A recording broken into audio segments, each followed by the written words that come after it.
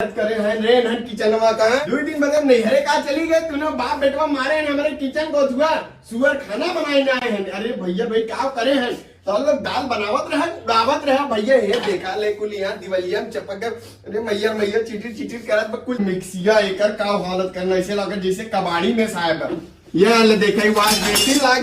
बेसी लागत बा कतौ से ऐसे लागत जैसे पोखरा गंदा कोनो वही भाई सोच नहाई घर।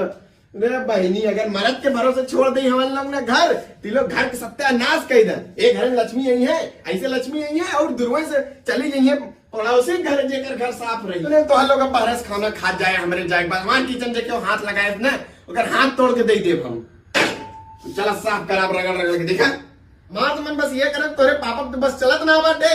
लेकिन तो हम ना ये चिंटवा कहाँ गए ये लाल